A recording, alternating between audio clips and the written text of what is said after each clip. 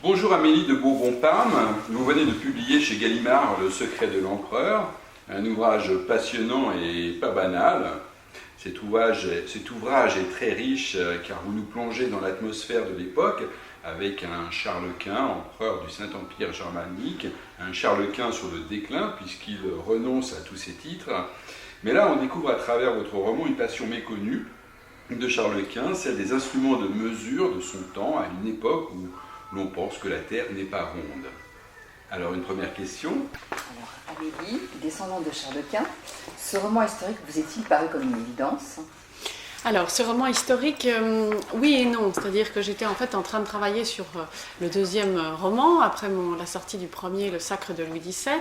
Et en me documentant, je suis tombée nez à nez avec Charles Quint et avec la vie incroyable qu'il a menée, et notamment cet épisode dont j'avais évidemment entendu parler, mais dont je ne connaissais pas vraiment les détails, qui était son abdication et les moments de son renoncement au pouvoir. Et ça m'a absolument fascinée. Et donc oui, c'était une évidence pour moi qu'il fallait que je raconte cet épisode que j'ai trouvé extrêmement insolite, fort et émouvant. À vous lire, Charles Quint est indéniablement un personnage moderne. Pensez-vous qu'il était en avance sur son temps du fait de cette lucidité qui l'a conduit à renoncer à tous ses titres? Alors c'est vrai que c'est un personnage paradoxal et extrêmement riche. Les historiens d'ailleurs ont beaucoup discuté et discutent d'une certaine façon encore sur savoir est-ce que Charles Quint était un personnage du Moyen-Âge ou un personnage moderne ayant une réelle vision avant-gardiste d'une unité européenne. Il a eu durant toute sa vie, au-delà même de son abdication, un projet qui était de réaliser une unité chrétienne de l'Occident, ou en tout cas de l'Europe, sous son magistère. Et c'est vrai qu'on a discuté de savoir est-ce que c'était pas une avant-gardiste de la vision de l'Europe telle qu'on la connaît aujourd'hui, ou est-ce que ce n'était pas, au contraire, une conception datée, archaïque de l'Europe, celle du monde médiéval dans lequel la chrétienté avait cette unité dont il a rêvé toute sa vie. Les historiens penchent plutôt pour la première option, sachant que Charles Quint avait des traits de caractère qui étaient plutôt de l'ordre du chevaleresque, de la chevalerie, plus que d'un homme retors extrêmement moderne, en avance sur son temps, sur certains aspects.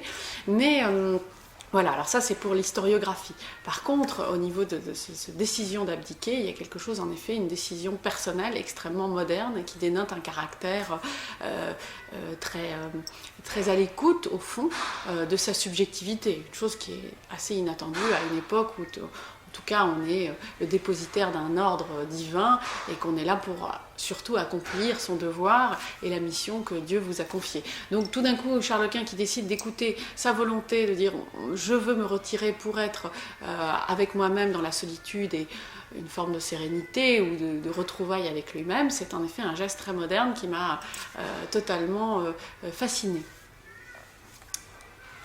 Alors, quelle partie du roman relève de la pure fiction ? Alors, pour raconter cette histoire, et c'est ma conception du roman historique, d'autres peuvent en avoir d'autres évidemment, j'ai évidemment m'appuyer sur des biographies, des ouvrages de l'époque, me racontant comment on vivait sous la Renaissance, qui était Charles Quint, quelles ont été les grandes étapes de sa vie, parce que même si je parle de la fin de sa vie, je m'intéresse à évidemment les événements qui ont eu lieu avant et qui continuent d'agir jusqu'au dernier moment de son existence. Donc, la partie vraiment réelle, ce sont les personnages, les événements importants, son abdication, la date évidemment n'est pas trafiquée, il n'en est pas question. Je veux vraiment rester fidèle jusqu'au bout au personnage et à son entourage pour qu'on soit vraiment plongé dans l'époque, il n'y ait pas de tromperie vis-à-vis du lecteur. Et donc on voit tout le déroulé, les lentes étapes, les difficiles étapes de son abdication, avec le départ de Bruxelles, donc beaucoup plus tard que la date de son abdication, puisque ça a mis un temps fou de rassembler l'argent nécessaire à payer tous ses serviteurs, donc tout ça n'est pas inventé, c'est extrêmement romanesque, et c'est vrai qu'une romancière telle que je le suis, tombe vraiment sur une espèce de trésor quand elle se penche sur l'histoire telle qu'elle est racontée raconté dans les livres historiques. Après, la façon dont moi je raconte ces étapes-là, les entrevues avec son fils, la façon dont il se passionne pour les horloges, l'intrigue que j'ai évidemment ajoutée, puisque la passion des horloges est véridique, il aimait réellement ces objets, il avait réellement un horloger à ses côtés jusqu'à la fin de sa vie qu'il a emmené dans le monastère de Yuste.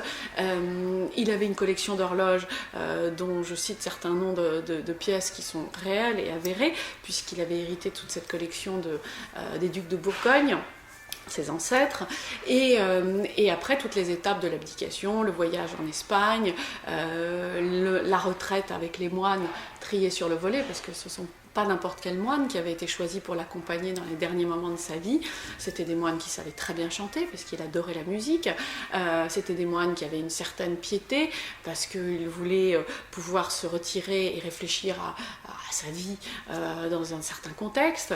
Et les dernières étapes, avec notamment un des épisodes de cette retraite, quand il est dans le monastère de Yuste, il fait venir l'enfant qu'il a eu avec une femme qui a été sa maîtresse peut-être une seule nuit, ou en tout cas qui a été une passion fugace, avec laquelle il a eu un enfant qui s'appelle Hieronimo, et cet enfant qu'il n'a jamais rencontré, il a souhaité à la fin de sa vie le rencontrer. Et tout ça est véridique. Donc on m'avait posé la question, est-ce que cet enfant existe? Est-ce qu'il l'a vraiment rencontré dans le monastère? Et la réponse est oui.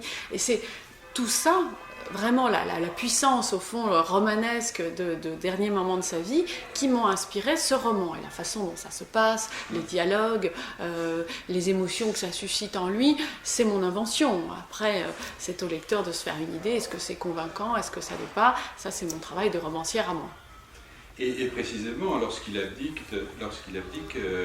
on sent qu'il en a assez, quoi. Alors, il est épuisé. Il est épuisé. Épuisé pour plein de raisons. Il y a la couronne de Hollande, il y a la couronne du Saint-Empire germanique. Voilà. Il est peut-être encore plus fatigué d'abdiquer qu'il n'a été fatigué de collecter toutes ces couronnes et tous ces héritages. D'ailleurs, il le dit, il se demande, est-ce que c'est pas plus facile de devenir roi que de se défaire du pouvoir? Parce que c'est vraiment que ça lui colle au doigt, il n'en peut plus. Il abdique donc de la couronne des Flandres à Bruxelles. Il se dit, bon, allez, ça y est, je suis sur ma lancée, dans quelques semaines, je pars en Espagne, j'abdiquerai à Valladolid, à la cour, devant les grands d'Espagne, de la couronne de Castille, d'Aragon, de Naples, de Sicile, et puis de toutes les possessions du Nouveau Monde qui appartiennent à la couronne espagnole, puisqu'elles ont été conquises par les conquistadors sous la houlette des rois d'Espagne. Et il va être contrecarré dans tous ses projets. Une fois qu'il a abdiqué la couronne des Pays-Bas, il s'aperçoit qu'il n'a pas l'argent pour payer sa cour. Il était entouré d'une cour immense, 1000 personnes, qui étaient aux petits soins en permanence et dont il n'a plus besoin. Il veut vraiment se défaire de tout cet appareil. Et l'argent n'arrive pas, puisque c'est l'hiver, les tempêtes se lèvent sur l'océan Atlantique. L'argent qui devait arriver d'Espagne, puisque l'argent arrivait souvent d'Espagne, comme elle venait des colonies et des mines d'or et d'argent qu'on avait découvertes, il ne le voit pas arriver, du coup il n'a pas les moyens de donner leur gage à ses serviteurs, du coup il attend des semaines, des mois, et pour quand même continuer à faire avancer ce projet, il décide d'abdiquer de la couronne espagnole dans sa chambre. Il fait venir les grands d'Espagne, si l'abdication, je ne peux pas la faire là-bas, c'est elle qui vient à moi et je vais démissionner ici même. Donc ça c'est une scène que je raconte aussi qui est totalement rocambolesque. On imagine dans ce petit appartement, dans cette vieille maison, dans ce parc, tous ces grands dignitaires espagnols. Bon voilà, c'est vrai que c'est quelque chose qu'on n'imagine pas quand on l'a pas lu. Et puis il part finalement en Espagne et là il a renoncé à renoncer, si je puis dire, puisque son frère Ferdinand, qui est celui qui va hériter de la couronne du Saint-Empire romain germanique, refuse, tant qu'il peut, que son frère se démette du fameux titre d'empereur. Et Charles Quint lui dit, mais je ne comprends pas, c'est toi qui gères les affaires de l'Empire depuis plusieurs années, tu es mon successeur désigné, tout le monde te respecte, de quoi as-tu peur? Ah non, c'est impossible, les princes électeurs, puisque la monarchie à l'époque était encore élective, ne vont jamais m'élire, ou en tout cas il peut y avoir des imprévus, les princes protestants vont se rebeller, je serai plus tranquille, garde la couronne. Donc il accepte, parce que il se rend compte du chamboulement que provoque son départ, donc il dit, mais mais promets-moi une seule chose, c'est qu'au moment d'entrer dans le monastère, je ne serai plus empereur, tu accepteras cette démission. Oui, oui, oui, bien sûr. Et puis le frère ne tient pas parole, il entre à Yuste, il est encore empereur, et il va réellement être démis de ses fonctions, si je puis dire, quelques mois avant sa mort. Donc vraiment, cette abdication, c'est une leçon de vie. Ça montre à quel point même un empereur qui veut décider jusqu'à la dernière minute de partir, de quitter le monde, et doit faire face à de nouveaux obstacles imprévus, face à sa volonté de quitter le pouvoir.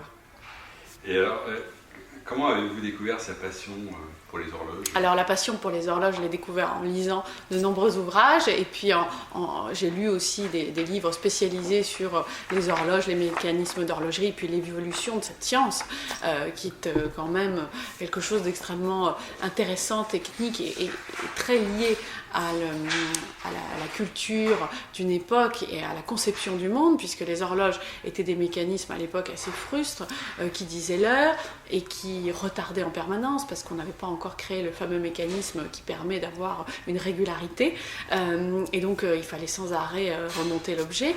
Et puis c'était des objets qui disaient la position de la Terre par rapport aux autres planètes, puisque l'heure est quand même liée au mouvement du Soleil et à l'ombre qui apparaît de plus en plus jusqu'à la fin de la journée. Donc ces objets-là disent vraiment une conception de l'univers. Et c'est vrai que c'est un objet qui va fasciner Charles Quint à la fin de sa vie, et c'est l'intrigue du roman qui repose sur cette fameuse horloge astronomique dont il n'arrive pas à comprendre le mécanisme, et sur laquelle est gravée une inscription qui vraiment sème le doute dans son esprit: le soleil ne se lève jamais. Ne se lève pas. Et là, Charles Quint ne comprend pas, voit est-ce que c'est une allusion à l'immensité de son empire, à sa puissance, et il comprend qu'en fait, au fur et à mesure du livre, il comprend que c'est lié à quelque chose qui explique le mécanisme de l'horloge elle-même, et qui dit quelque chose de très important sur la conception du monde à l'époque, et sur l'astronomie. Voilà. Donc, sans vouloir en dire beaucoup plus, c'est intimement lié à sa conception du monde, et c'est quelque chose qui va être un énième obstacle à la fin de sa vie à sa compréhension du monde. Alors, pour parler de vos projets, est-ce que vous avez un autre roman en préparation? Oui, alors j'ai un autre roman en préparation qui se passe aussi pendant la Renaissance, et qui est cette fois l'histoire d'un homme depuis sa naissance, peut-être pas tout à fait, à sa mort, et en tout cas une vie tout entière, puisque mon premier roman sur Louis XVII, c'était aussi la fin de vie d'un enfant. Là, c'est la fin de vie d'un homme dans la force de l'âge, et donc là, c'est vraiment... Qui a existé? Oui, c'est aussi un personnage historique, mais qui a existé, donc même idée de romancer à partir de faits réels, historiques, vérifiés. Ouais. Alors, pensez-vous un jour écrire dans un autre cadre, dans un autre Oui. registre que le registre historique? Oui, je pense, oui, parce que c'est une très grosse contrainte aussi, l'aspect historique. Parce que c'est comme si on vous donnait une équation en vous disant fais quelque chose de différent, de personnel, avec telle et telle et telle contrainte. Et un roman historique, c'est... Et vous savez que vous êtes attendu au tournant, puisque Vraiment, les historiens regardent quand même à la loupe, même si ils ont une petite indulgence, parce qu'on n'est pas là pour... Je ne prétends pas faire une biographie, une somme scientifique sur Charles Quint, mais quand même, il faut faire attention à ne pas faire de contradictions, à ne pas trahir l'histoire d'un personnage, c'est important. Merci beaucoup. Très bien. Merci à vous.